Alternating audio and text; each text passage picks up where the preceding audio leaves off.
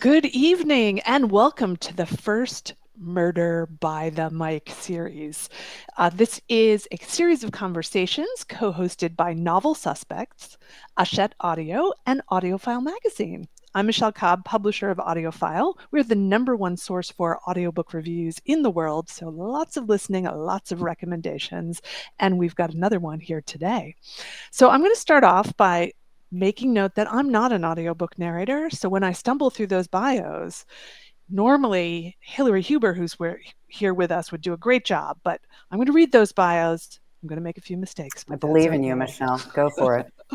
So first off, we have Lisa Gardner, who's a #1 New York Times bestselling thriller novelist with over 30 million copies of her books in print worldwide, and they're published in over 30 languages. That's huge.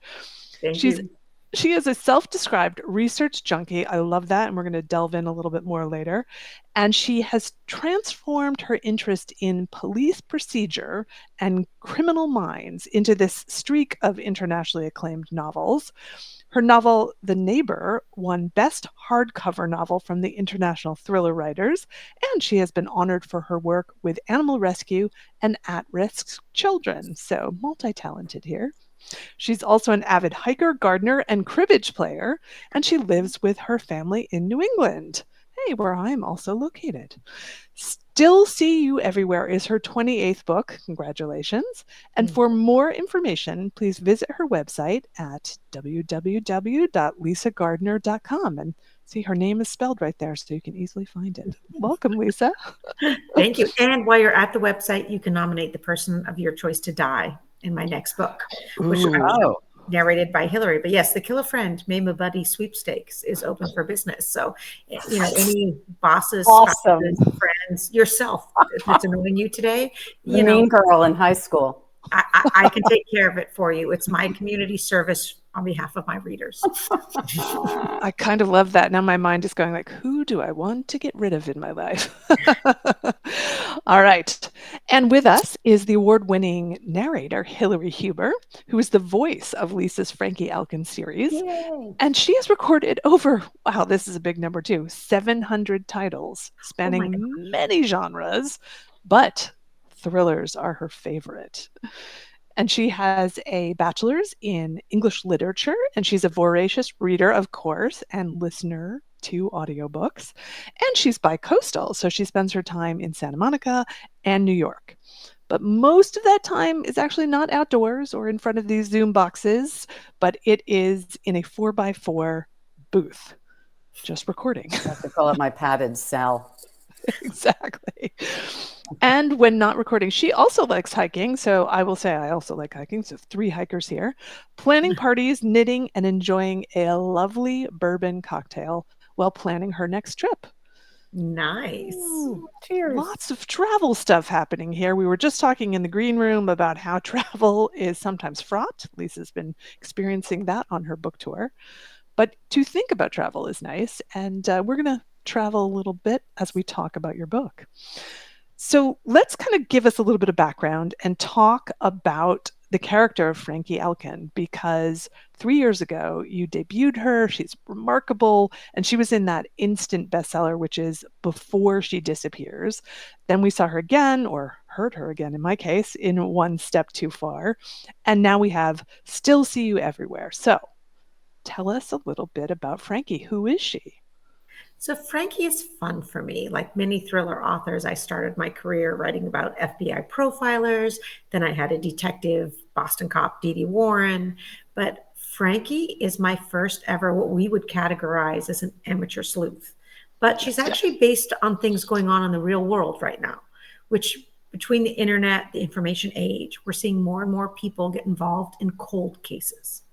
So Frankie's obsession, and she's not specially trained, she does not belong to any kind of law enforcement, but she's looking for the missing the rest of the world has forgotten, which very sadly is hundreds of thousands of people in the US alone.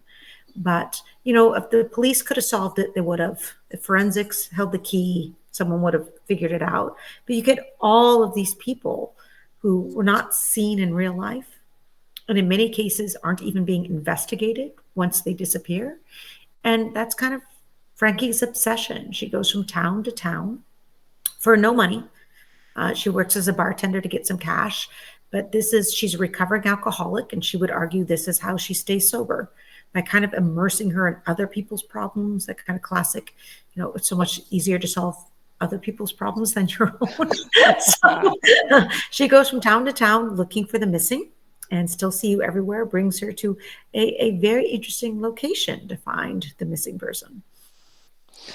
So now, Hillary, you have voiced Frankie from the start. So I'm curious, what's your take on this woman who's not FBI, she's not law enforcement, but she's got that obsession that Lisa keeps talking about for finding the missing? Frankie is up there in my very most favorite protagonists that I've ever narrated. And one of the main reasons for that is that she's damaged. And I love that about her. She's got a past, and that past haunts her, and it's always with her, and it drives her to do what she does. And I just find that a damaged protagonist is a more realistic protagonist, and it doesn't matter what the damage is. It gives you something to maybe identify with. My damage may not be the same as her damage, but she's not just some perfect, supermodel prancing around the planet. She's a real person with a past. And so I love that. And it gives me as a narrator something to really hang on and dig into.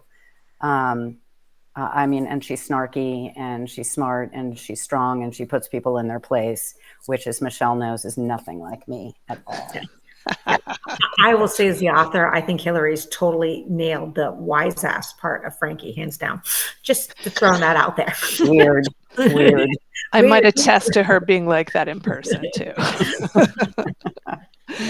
So Lisa, I'm totally curious, what motivated you to have Frankie really sit outside of being a detective? And from that, you've talked about how you like to research. How does a private citizen get access to the information that they need to investigate missing people? And, maybe tell us, are there resources if we want to become true crime aficionados and solve missing person cases of our own? Where should we go? And what was used in building this character? That's a lot. The answer to everything is yes, yes, yes, yes, and yes. You can. Most of my books have been inspired by real life. I mean, I've been at this, it's actually like 35 years now. I figured out the other day, which is kind of embarrassing. But I read an article on a real world person. This is what she did. And there was all these women going missing on tribal lands, and no one was even looking for them, which is very much the situation that brings Frankie to, off the coast of Hawaii. The number of indigenous Native Hawaiians that are disappearing, no one's looking for, is a known fact. The DOJ will say, we're pretty sure there's a problem there, but we're not actually tracking it. We don't have any information, but hey, there's a problem there. And one of the things I got was a question. You're an author. You want a question answered. And the fundamental question in real life or Frankie universe is why? Who the hell does this kind of thing? And like Hillary said, there's damage, but there's also, I don't know that Frankie knows. And it makes her already one of my favorite characters. She's kind of learning by doing, and that makes each book exciting for me. But when you get to the real world, how does an everyday person do cold cases in particular? Interestingly enough, they're in some ways in a better situation for it. A lot of our missing people are marginalized communities, minorities, communities that aren't comfortable talking to the police. So the fact that she's not law enforcement is already actually a strength of hers. And the other thing I like to say about Frankie is she's a great listener. Like, that's her superpower. She is a great listener. And that's something that's missing, I think, from this day and age. But it's something that so many people are looking for. If they can get the right person to not just ask them the question, but to wait and hear their answer, that's the information you're going to get. Because again, I mean, she's not a hacker. There's nothing on the internet that gives you the answer. There's no magic forensics like we missed the glove that's going to give you the answer. She interacts with people. She talks to them. She gets to know them. She gets to know the situation. And following those breadcrumbs, that is what brings you to a resolution. Oh, and I think those are the things that probably make her really interesting to play, right, Hillary? Well, yeah, but she like infiltrates whatever town or Community, city community, and she has no possessions. She has a backpack. She has no home. She has a burner phone, and she just travels around and becomes one with the community first, just so that she can follow those breadcrumbs. There's a paragraph in each of the books that I love, and I want to read it real quick because I think it encapsulates her really well. My name is Frankie Elkin, and finding missing people is what I do. When the police have given up, when the public no longer remembers, when the media has never bothered to care, I start looking for no money, no recognition, and most of the time with no help. And that just, I love that. It just, every time I come upon that, I'm like, yes, here it is. Here is what Frankie does. Yeah. So, Hillary, I'm curious, is there anything in particular you have to do to portray Frankie vocally? I mean, she's sort of a normal person in terms of, she doesn't sound odd in any way, but because it's outside of a normal detective, do you play that a little bit different? Frankie is pretty much me. That's how I play Frankie. I don't put anything on her. It's, if I were doing what she's doing, one thing we're taught is to always start at our own truth when we do this kind of work. So if the character is realistically sounds like me, then that's what I'm going to do, because that's going to be the most real. And then other ancillary characters, I play with their voices for sure. But Frankie is she's just gonna sound like me. It is so much fun. Hillary and I got together last year in New York, and over martinis, we're like, yeah, it's like, you are totally Frankie. Like, we got this. I mean, Frankie can't drink. She's recovering alcoholic, but I'm like, otherwise, I'm like, such good hands. I mean, like, such good hands. And hopefully we'll do it again. Are you going this year? Yes. Yeah, there we go. We'll see you there. A little meetup at Thriller Fest, I imagine. Yeah. Where all the cool kids are. So let's talk about the sort of remote locations that you bring Frankie to. This time it is extreme. I'm curious why this extreme location for this book, and then also what makes you always bring Frankie to places that are remote? Well, so 2 years ago, I took a 1-year sabbatical. I've been writing for 30 years. I wanted a year off. Travel is my passion. So I wanted to go to some places that are remote, and you need some time. It's like, this isn't going to be a weekend getaway. It might take you a weekend just to get there. And one of the opportunities I had was go to a place called the Palmyra Atoll, which is, you fly to Honolulu, and then it's a 3-hour charter jet or 2 weeks by boat to reach this location. It's not populated at all. It's just a research station. I mean, I went there because I'm into the environment, and they're doing really fabulous work on the ecological reclamation of coral is the technical term. And so, we were given all these rules. I mean, you can't cross-contaminate. We had to freeze our clothes before going. I mean, These are rustic cabins. You're going to be no Wi-Fi, no cell phone, no electricity, no plumbing. This is the luxury trip here. And I was like, yes, this will be great. This will be great. And I remember this moment, the plane brings us in, we unload our frozen clothes, and then the plane takes off. And I kind of look around, I'm like, that's our only means on and off this atoll. I mean, we're so remote, they don't even want you to have an appendix, because you're 3 to 5 days emergency medevac off if something goes wrong. And I'm surrounded by 12 complete strangers, and all I could think of was Agatha Christie, and then there were none. you. And then I was like, oh, I so got to use this in a book. I so totally got to kill someone here. And so that became the inspiration behind Still Seeing You Everywhere. And yeah, I mean, I like the immersive experience. One of the fun things for me, Frankie as a series character, going back to what Hillary said, whatever community she's going into, whatever environment she's going into, the key to her success is she needs to learn it, adapt, blend in, or she won't be able to do her job. Outsiders don't play well. She's got to figure out how to become part of this situation. She's like a chameleon. Yeah. She glides right in there. You also just made me think about, my husband was in advertising, and they would joke, the big joke in advertising was, every time you try to write a new campaign, it's like, we open on a palm tree lined beach. So now I'm very curious. Did you have to have your appendix removed to get to this? No, I had mine and I was panicked for the entire. Okay, so this is the other thing. It happens in the book and it happened in real life. It was going to be 5 days. So I spent all 5 days like, appendix, be good, appendix, be good. And then day 5, there's a storm. The plane can't land. I mean, it's a crushed coral reef runway. There's no airport at all. It's wow. Very much like, I don't know, Fantasy Island or something like that.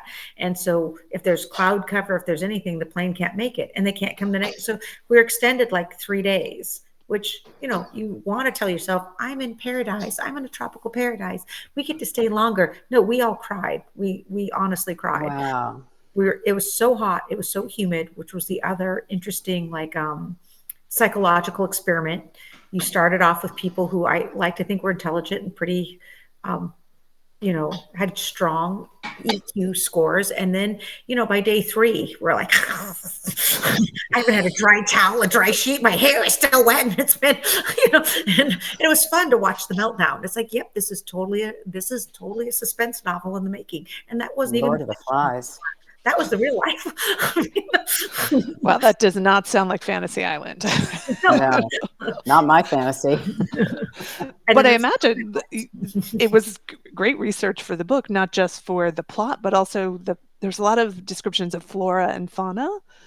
And you sounds like you were living right there with all of those things. Yes, talk about the coconut crabs, or what are they called? Is that what they're called? Coconut crabs, yeah. Because again, there's no plumbing. So there's a latrine. You get to go at night. And at night is when the coconut crabs come out.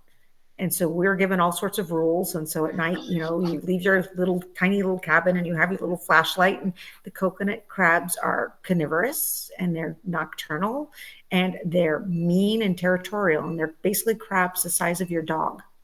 And there is big and ugly. Yeah.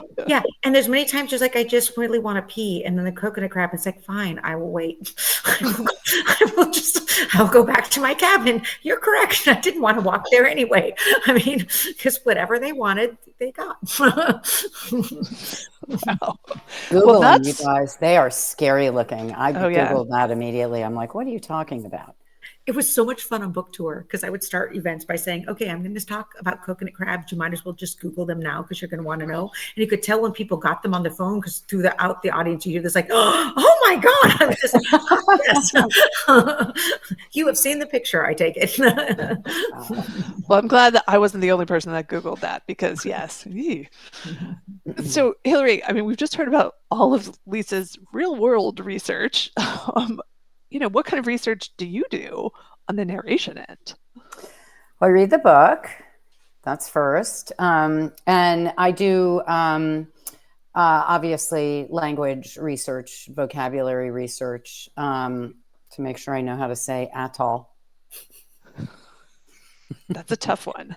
Mm-hmm. And there were a lot of Hawaiian words in this book. I grew up in Hawaii, actually, part of my time in Hawaii. So oh, nice. I didn't know that. Yeah, I did. I didn't mention that. Yeah. My dad lived on Oahu for a long, long time. See, and I was born in Hawaii at the Navy base. So see, Hillary and I really are we're like this. Yeah, on the North Shore in Haleiwa and in Kahala too. So, and then I just, as I'm reading the book, there's a lot of just sort of marinating that happens with the characters, trying to get to know who the characters are. What's driving them, who the red herring is, who the bad guy is. Just trying to see what the story arc is and how I'm going to either shine a light on the red herring, play with that a little bit to not give anything away, and hopefully lead people astray a little bit, because I think that narrators have the power to do that. Oh, yeah, absolutely. Yeah. So, and I take a lot of copious notes about each character, try and figure out what they sound like. And You're telling a story where you know the ending. I think that's actually really challenging and not something that we talk about enough or you get enough credit for. Because I mean, think of any time in your real life you tried to tell a story when you know the ending. It's hard not to broadcast it. yeah, Your whole job is not to broadcast it. No, it's to find the other things that we can shine the light on to lead them astray. I think about it a lot in unreliable narrators, which is a really popular trope, Yes. right? Girl in a train, girl in a window, girl on a bus, girl falls, girl does. It's all girl. Yeah, it's all girl. It's all sans serif and that.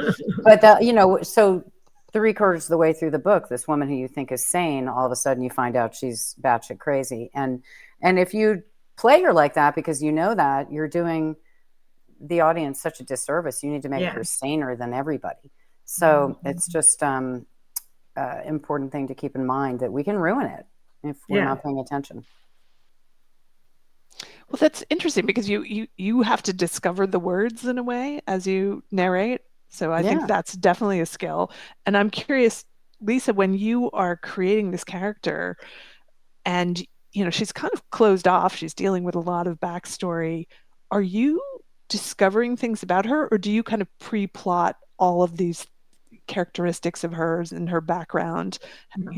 Tell us about that process a bit. So I actually don't plot at all. In the writing world, we call it, like, we're kind of split 50-50. There's the people who plot, and then I'm what they call a pantser, which is a short term, right by the seat of your pants. So I really am making it up as I go along. So someone like Frankie really works for me because, I mean, I don't even know why she's doing what she's doing. She doesn't even know what she's doing. If you're pantsing, you need questions, and you need even as you answer the question, you need that to just lead you to the next question. And as long as you're doing that, you're humming right along in the book. But for me, going back to what Hillary just said, I believe if I plotted in advance, if I actually knew who did it and what the resolution is, it would be hard for me as a writer not to broadcast that. Ooh, interesting. So I'm learning as I'm going, when I meet readers and like, I never would have guessed the ending. It's like, yeah, me neither. I mean, total shock. It's incredible that you don't plot that out. I had no idea. You didn't even know who done it. That's the way we do it. And I swear, I mean, I feel like in the beginning of my career, when I first started out, and the blank page is terrifying, you do plot. And to me, it becomes very linear, and it becomes the best ideas you had in one day. Whereas if you let the book develop on its own, and the characters like Frankie kind of find their voice on their own, that's what makes it more complicated, and that's what makes, to me, the ending work. Though I'm not going to lie, there is definitely a sense of relief, generally like 2 days before deadline, of, oh, thank God, I figured that out. Oh, I can survive another week. I did it. It makes me think of, in the narrator process, people will say to me, how many times do you read the book? I'm like, well, once. I read it, well, really twice, but I read it once. I was curious about this, actually. Well, one reason for that is I don't want it to become stale for me. Yeah, okay, that makes sense to me. Yeah. Right? Like, you've told the same story 40 times. It's like, blah, blah, blah, blah, blah, blah, I know the story, and And so I like to be a little bit on the edge of my seat too. I mean, I've read it, I know what's happening, but not to the point that I'm rehearsed. I'm not rehearsed at all. So I guess that's what I'm getting at. So that I can be a little on the edge of my seat too. Well, I'm interested, Hillary, because you're not rehearsed, and this character is very much you in many ways. And so is there anything when you pick up the new book, this is your third, that you have to do to kind of like re-find Frankie and, kind of make her feel fresh? No, because I just get her. Yeah. I just feel like I get her a lot. So no, and I'm not blowing smoke up Lisa's house right now, but I love her. I love Frankie, and she's I will say you are the perfect Frankie in the perfect voice. Like No, you do thank you. get her, and I think that's what makes it work and makes it come across. So Yeah, it's thank always a you. joy. And it's not always like that. I am struggling with one right now, and that's okay. You know, some I got to work harder at.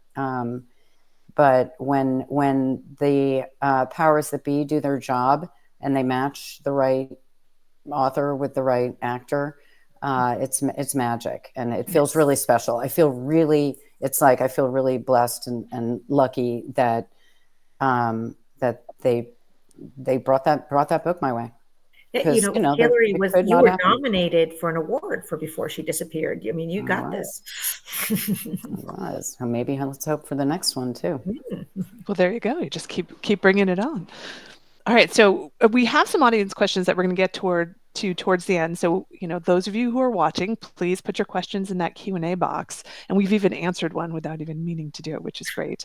But I'm very curious, if you don't plot, how did this book get started? It's about two sisters. We don't want to say too much, and they've got a big bond. Was there a particular story that sort of lit this off, or was it your trip to the, to the, Well, so my real world trip gave me a setting, yes, but yeah, I mean, writing a novel is almost like making a soup. You're just kind of reaching for ingredients from all over the place and then hoping it all works out in the end.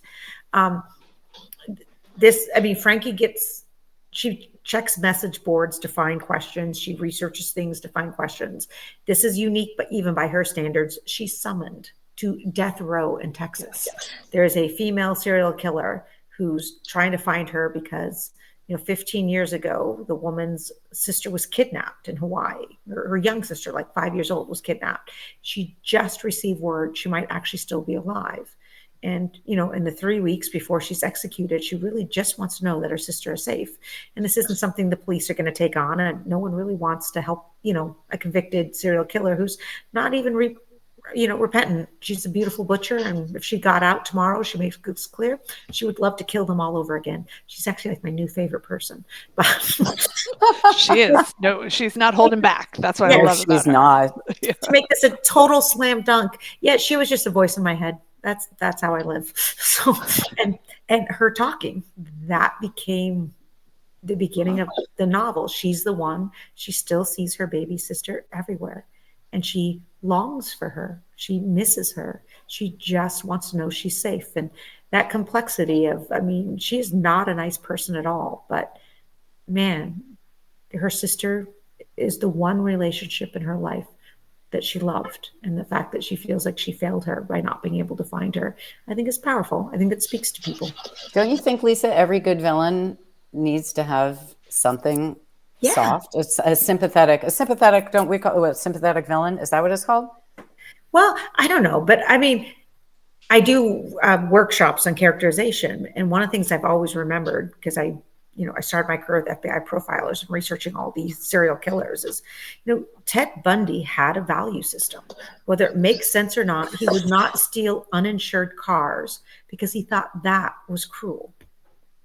Oh, And it's that kind of juxtapositioning that, I mean, it happens in real life. We know people like that. Like, they're complicated in ways that don't make sense, or they do things you're like, really, you'll do X but not really. But that value system, I think, is what makes everyone has a value system, even serial killers. And if you can figure out what that is, that makes them human, and that makes them interesting. To go back to your point, Hillary, we like flawed people because we recognize them. That's who we are, all of us. you know So Hillary, must have been fun to play the serial killer. yeah. oh, it's always fun to play the serial killer. There So were okay, lots of I always think it's better to write the villain. Like, those are my favorite scenes. Hillary, tell me Yeah. the truth. When you're doing the narration, is it more fun to read the Oh, villain scenes? totally. Yeah. Absolutely. Because there's so much subtext, right? Yeah. Absolutely. I mean, I think that's why I love doing narrating thrillers so much, is I get Yeah. to play the bad guys, Yeah. and they're so It's more fun. complicated. It's really fun. Hmm. It's like you had people some like, oh, I'm just sorry, go ahead, some Michelle. great characters in this, Hillary. I mean, you got to play a lot of sort of range of, good guys and bad guys. Besides Frankie and the serial killer, did anyone stand out to you? I have a list actually of some of the characters. Um, well, I mean, I loved the two women in the kitchen, Trudy and Anne. I Yeah. thought they had a great banter and a great deal scene going. It was just, you just what was fun is that of all those people who were there working on that atoll, see how many times I can say that word in this webinar. That's a word that scares us all, audience. Um, uh, it was it was just fun to figure out who's the good guy, who's the bad guy, who's going to come and save you, who's going to turn on you in a hot second. Um, so yeah, It was fun. It was a good mix of people. And a great setting. I'm really charmed by the story of you being stuck in this remote location for an extra 3 days. And I feel that now after having listened to the book. I'm like, aha, there was a deep connection there. It was so wet. Not my thing. But okay, so this is one of the weird things too that happens in real life. I mean, Frankie didn't get to take advantage of this. So the plane that didn't land to take us off also was the plane bringing the food. So the Oh, cooks, who became the basis for Trudy and Anne that Hillary just referenced, was kind of like, "Hey, you guys want to eat tonight? You better go out and catch food." So we have a boat, and they're like, "Okay, we'll go fishing." And I'm like, "I well, don't you've go gone fishing." from Fantasy Island to Survivor. Yeah. Well, and this is what became kind of interesting because again, it's like I don't fish, I don't want to go fishing, and everyone's like, "Oh, you want to go fishing?" I'm like, "Okay," but we get out in the bigger ocean, and we literally came upon. I mean, it's one of those things I'm going to take to my deathbed. It was hundreds of dolphins sleeping, and they actually rock in the water. You just see the fins for as far as you can see, but they're not moving. They Wow. shut down half of their brain and they sleep. And then we got to jump in and we swam with them. And then they played with the boat for like the next 2 hours because I love, the wake and all that kind of stuff. And we could run our feet down their back. And then we caught a tuna and we clubbed it to death. And that was our dinner. It was like, Oh, okay, this is just, this isn't my real life anymore. I mean, it's incredible. I can't decide if this was like the best trip ever or the worst trip Yeah. I'm ever. still processing it. That's why you got a whole novel. I'm still trying to figure out what this was. It was one of Wow. those outside your comfort zone kind of things. I Sleeping think that's good, and dolphins. that really works for Frankie. She's always seeming to put herself outside her comfort zone. So Yeah. you channeled that. That's All great. right. Now, I definitely want you all to have a chance to ask each other a question. And, again, I will prompt the audience, put some questions in that Q&A box. We will take them. So you did meet before. I'll ask you my final question. You did meet, you went to Thriller Fest. Did you meet before you did the first recording? Did you connect or discuss the book before you recorded the first one, Hillary? Did we before the first one? I don't know that we did. We did before the second one, at least via email, but I don't know if we did before the first one. Do I you? don't remember before the first one, but yeah. By the second one, definitely. In Yeah, my mind now, you're Frankie. So, that's it. You're stuck with me now. good. You're stuck with me. Yeah, for those of you who don't know, we don't always get access to each other, authors and narrators, and which from my perspective, I think is a bit of a crime.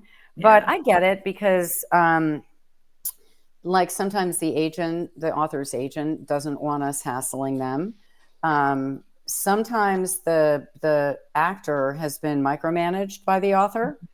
And so it's kind Um, of, yeah, a two-way street. They want to listen and they want to hear the characters and start telling them how to sound. And Oh, so I could be a diva. I could be more you could demanding. be, Tell you could me, be, what should yeah, I you be can be doing? demanding. You can I want to say, be the bad I want author. to be Tell me how to involved be the in, bad yes, author. there you go. To be the bad author. Tell me how to say every voice, how to do every voice. Oh, yes. Yeah, yeah, yeah, yeah. I want this one to sound like my Aunt Myrna, and should meet with her. You're going to be That would sorry. be. I am totally going to use this later, Hillary. You're going to No, be. no, me and my big mouth. Yeah, so sometimes they don't let us at each other, but I mean, I always find it to be obviously really beneficial to get in any info I can, right? So, and also just to let the author know, I think you're experienced enough, Lisa. You've done this for a long time, but especially for newer authors, that's got to be really scary to have written this book and then you're giving it to somebody you don't know, and they're going to interpret it they're going to bring your words literally to life. And so I always, if I get an opportunity, especially to speak with a newer author, I want them to know that my main objective is to get out of the way, to be just a vehicle for whatever their intention is. So, for instance, if a friend of mine is listening to me narrate a book, after a chapter or two of going, oh God, I'm sick of Hillary droning onto my ear, I want them to forget that Hillary's droning in their ear. This is not about me being, front of stage at all. It's about me being behind the scenes. So that I like to tell authors that, so I'm really invested in what you've written, and that's my main objective, is to bring life to your words, not to my own. Look at me. Well, and it's interesting from the author's perspective. So when the first Frankie book, Before She Disappeared, came out, I mean, they sent me 3 talents. You were one of them for me to listen to and say, who do you want? And I mean, listening to them, I was like, oh, that Hillary Huber lady, she seems good. I want that one. I mean, so there's choice on our end. It's 2. I mean, everyone wants this all to be the best experience possible for our audio listeners.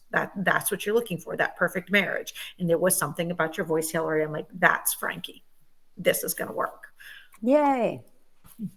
But I will say, as someone who knows you, Hillary, you did, although I know you're like this character, I didn't think about it being Hillary. I definitely thought about it being Frankie. So because I can annoy you if I'm with you for too long, Michelle.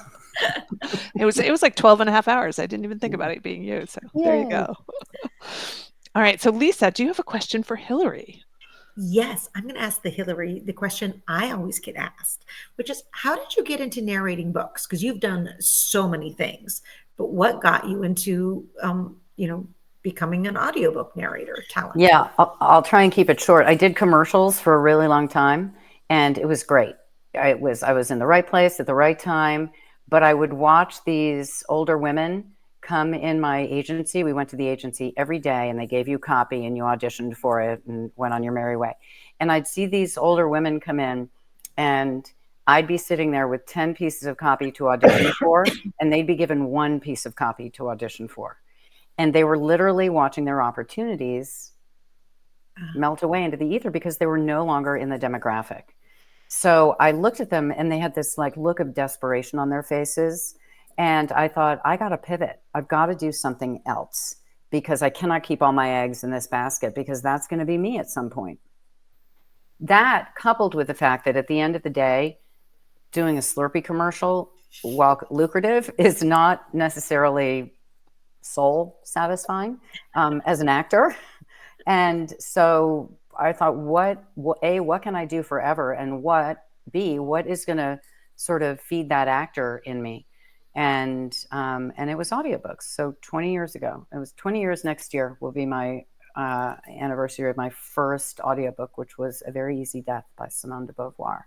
Yeah. I know, great, right? So it was those 2 things that made me realize that there's a bigger world out there than commercials. And it's a good thing, because I'm not getting the copy like I used to. I'm not. I'm not booking them either. So, But you're booking books. I'm booking books. 700 books later, or something crazy like that. Wasn't that our stat? Yeah. 750, I think. Yeah. Yeah, I think it's worked for you. I think it was a good pivot. All right. Do you have a question for Lisa? I do. It's really a random one, Lisa. I hope you don't get mad at it. What 3 authors, dead or alive, do you want to have to dinner? Ooh. Oh, this one's fun. Okay.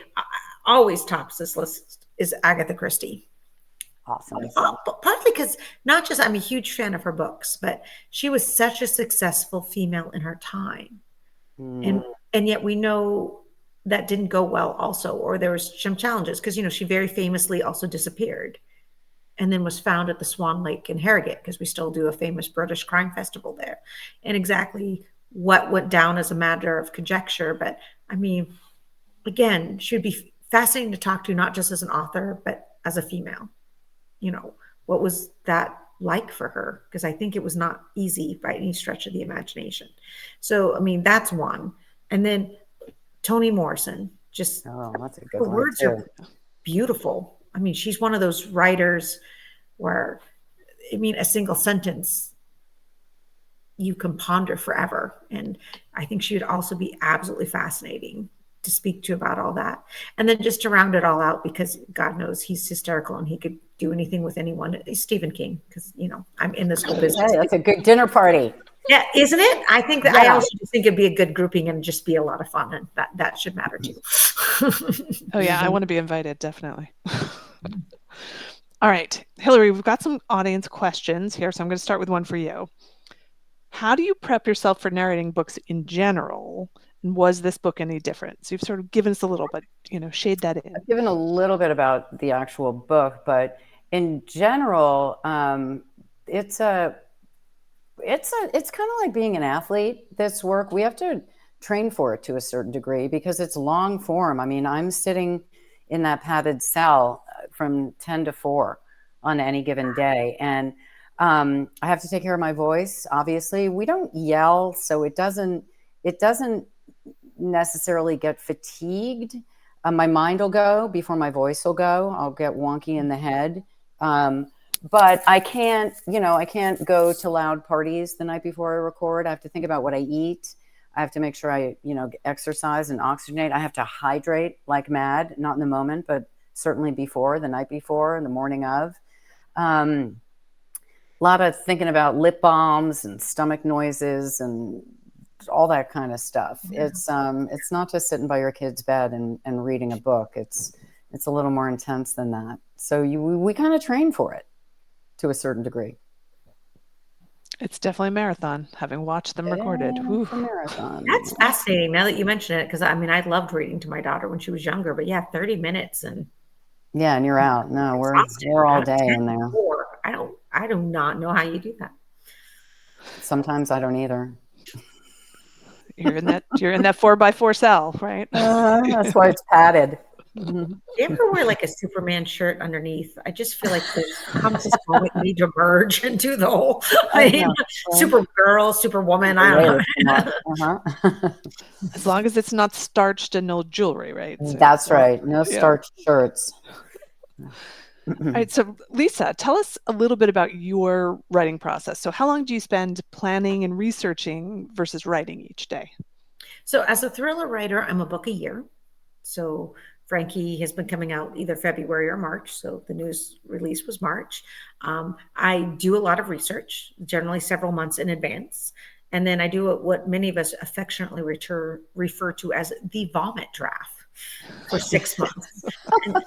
And that's the lack of plotting. So I'm kind of finding my way as I go. And the goal is to have a complete manuscript. But as you might imagine, it's rough. It's incredibly rough. And then another 3 months cleaning that all up. I mean, I kind of joke to this day, I don't know that I'm a good writer, but I think I'm a pretty good rewriter.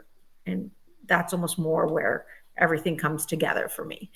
And there might be research that also happens because as you think of things in the story, you realize you're going to, pivot left here. Then you got to like phone a friend again to figure out how to do that. So the research is intense in the beginning, but will also almost by definition be a little bit ongoing as well. And then at the end of the year, I like to write first thing in the morning. One of the things we talk about in writing organizations is figuring out biorhythms. Like, when are you creative? I mean, some people are morning people, some people are night people. I like to write with music. I have friends who need total silence. I have other friends who prefer to be in a crowded coffee shop or even a bar, like to be by themselves writing, almost as intimidating for them. They need to be surrounded by. I got the 3 dogs, so that works for me. All right, so Hillary, let's talk about this person is interested in how narrators immerse themselves in characters. Do you have a way of practicing a voice to nail it down? And how do you know when you found the person, the right intonation, the sort of oomph that allows the writing to shine? That's a great question. I don't know if you ever really know until you're done. But as I'm reading, I do take notes. So first of all, there's just the auditory sound of their voice. So I take notes about their age, whether they have accents, whether they have any kind of mouth things going on. Do they have dentures? Do they have a lisp? Are they missing teeth? Stuff like that. Do they have braces? Anything that may affect the way they speak, where they're from. And so I take notes about that. I take notes about the next level is who they are, what they want, who they are, what their archetype is, for lack of a better word, what their personality is. I'd rather play attitude than just, attitude is what you really aim to play rather than layering on a sound. So are they snarky? Are they a people pleaser? Are they intimidated? Are they a pushover? Are they a bully? What kind of archetype do they fulfill? And I read, I talk, I do it unfortunately now. I do it when I'm reading for pleasure too. I'm reading it. I'm reading the voices. Their voices are happening in my head, and they just settle and they develop. Characters get repeated all the time, so you'll always find my dude in almost every book. He's like the hapless guy. He's like everywhere. You're going to find the same voices over and over again with little twists to them, but I certainly have a stable of characters. I play a lot of my family members. They come into play a lot. Do they know this? Well, they don't really sound like them, but like my mother-in-law shows up all the time. Anytime I've got just some woman who doesn't give a crap, there she comes. Oh my God, that's so good. She's not here anymore, so that's okay. I can say that. Yeah. But I think, and I probably shouldn't say this, but I will. Not Frankie at this point, well, not Frankie because she was me also. But if you listen to a character at the beginning of an audiobook and you listen to them at the end of the audiobook and you put them side by side, there's a good chance they're going to sound different. And this first occurred to me a long time ago. I had a book that had 3 characters that spoke together a lot. And it took me a while to get into this rhythm of the 3 of them speaking. But about halfway through the book, I was like, this is seamless. I'm like Sybil with a bunch of personalities. I'm like talking. And I thought, I want to go back to the beginning. I want to start over again because I've got these characters nailed right now. And then that wasn't going to happen. So I kind of justified it by thinking, well, they developed for me, but hopefully they developed for the listener as well. So, but one thing I do, one little trick, is whenever I'm recording, whenever I come across a character, I take a little snippet of that and I save it as their character names so I can refer back to it throughout the book. If they don't show up for 50 pages, I want to remember what they sound like. But I'll take another snippet at the end of the book. In the event that it's a sequel, I want to listen to the second snippet to start. Oh my God, that is so smart. That is rather than the first snippet. Yeah. That's fascinating. Wow. It's so intricate what you do. So thank you. It's much more intricate. All right, Lisa, where do you get some of your book ideas from? You've talked about this a little bit. Yeah, most of mine come from real world issues. I was honored by the International Thriller Writers when Hillary and I talked about meeting at Thriller Fest. That's their conference each year in June. And I recommend for any aspiring writer, established author, you should join a writing organization. I noticed there was a question about for debut authors, join a writing organization. It'll give you people, it will help you make connections. You can meet your crazy audio reader who you realize is actually your soulmate. And it was so happy that you get to be together now. But they honored me for social services. I do a lot with at-risk kids, dogs, rescue animals. And a lot of my books kind of inhabit that space. And that's really so Frankie's world now too. So I'm reading all the time in complex issues. And one of the things I love best about fiction is the opportunity to walk in someone else's shoes. And not in a preachy way. I think that's where fiction does its best. You just walk in their shoes. And at the end of it, maybe you've changed some opinions, maybe you've gained some knowledge, maybe not. It's not my job to lecture anyone or even necessarily inform. But I like to take real world complex situations. Like, gosh, for Still See You Everywhere, there's so many things going on. One, there's a number of Native Hawaiians that are disappearing, that they're not even included in a database because the Department of Justice counts Native Hawaiians different than Indigenous natives in on, North American soil. So they're not even tracked. To, literally the tech moguls are buying out Hawaii right now. If you go to Hawaii, everyone will talk about it. So, we have the evil tech billionaire who's developing an entire island, and everyone's like, why did you do that? And I'm like, because that's actually what's happening. That wasn't even fiction. That was the part that was, so all of this. And one of the final things I will say, when you get to take things from the headlines and use them to inspire a great thriller novel, books give us closure.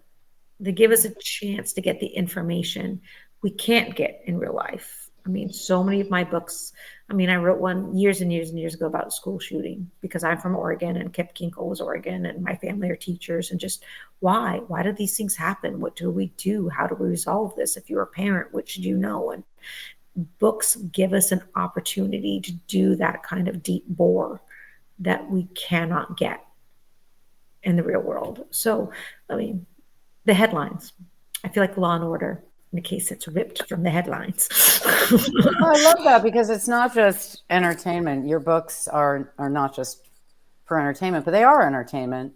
But there is a deeper structure at work there, which I think is what makes them so excellent. Well, people are going to read them ideally in a day, maybe in a couple of days, but it's going to take me a year to write them. So I need something in it kind of for me. Like, what are the things I want to learn? What are the questions I want answered?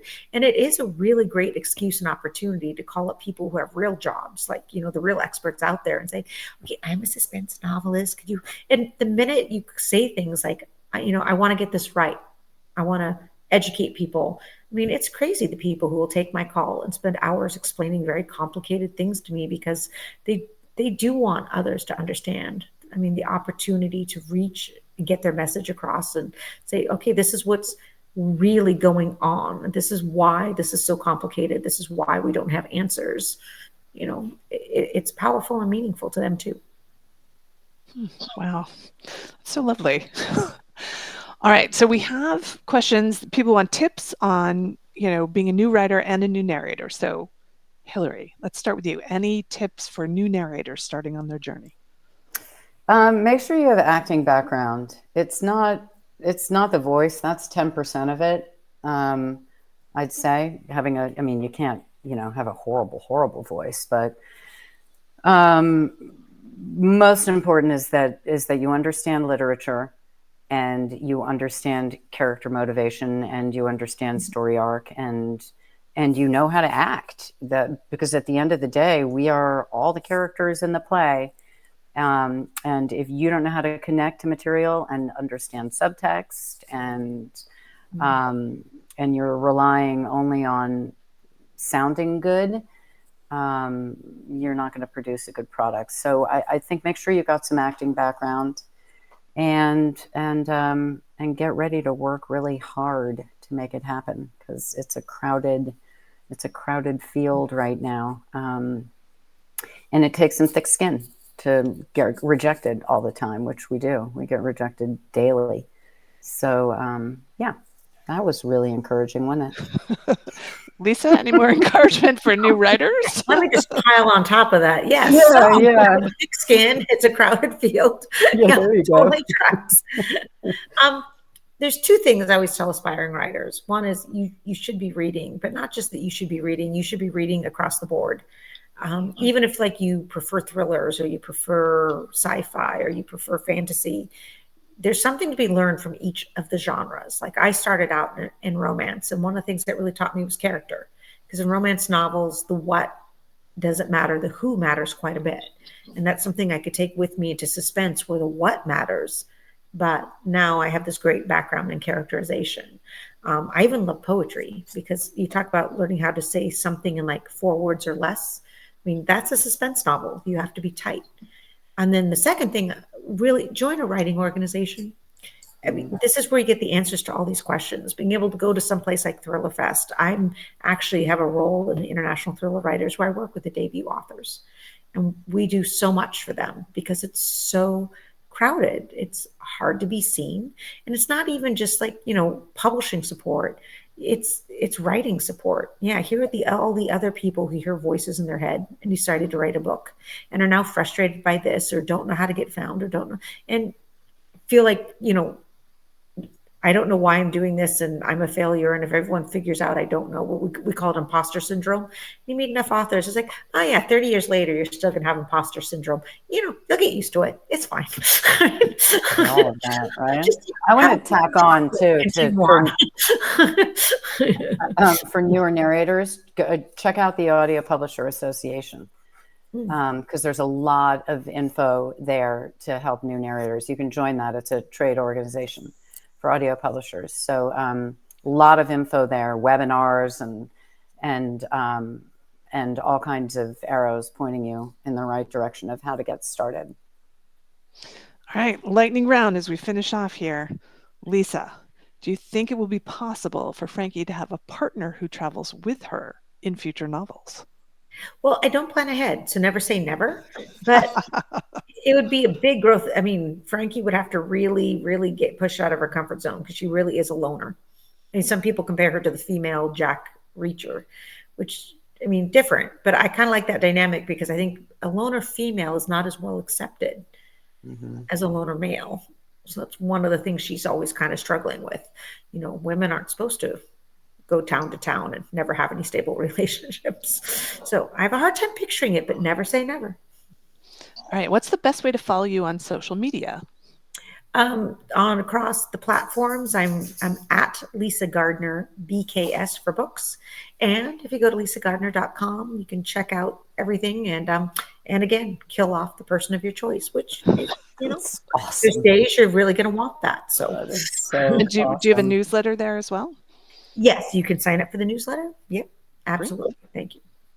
All right, Hillary, starting with you. What are you currently reading or watching? I am reading Table for Two by Amor Tolls, who I adore. Actually, I'm listening to it. Eduardo Ballerini is reading it, so that's always a bonus too. And I just finished watching an older show called The Fall with Gillian Anderson. Oh, I've heard good things about that. It's very really good. Yeah. It's dark. It's really good. It was really good. Yeah. All right, Lisa, what about you? Well, I'm a huge Karen Slaughter fan, so I'm really, really enjoying Will Trent right now. And everyone keeps raving about Tracker, which is based on Jeffrey Deaver's novels, which is funny because I'll be honest, I haven't watched network TV for a while, and this is bringing me back to network TV, but go network TV. Oh, it's network? Okay. Yeah, I think Tracker's on CBS, and Will Trent is, I'm thinking ABC, but not 100%. I'm thinking ABC. Isn't that funny? I watched Reacher. That was so fun. A lot of Amazon's head-butting. Reacher. A lot of head-butting. Yeah. Love that actor. All right. Well, I want to thank you both so much for all the wonderful insights and the fun that we've had here tonight. And I know now what to avoid when I travel into remote locations. So thank you. And thanks to the audience for joining us tonight at the Murder by the Mic series, which is co-hosted by Novel Suspects, Sachet Audio, and Audiophile Magazine.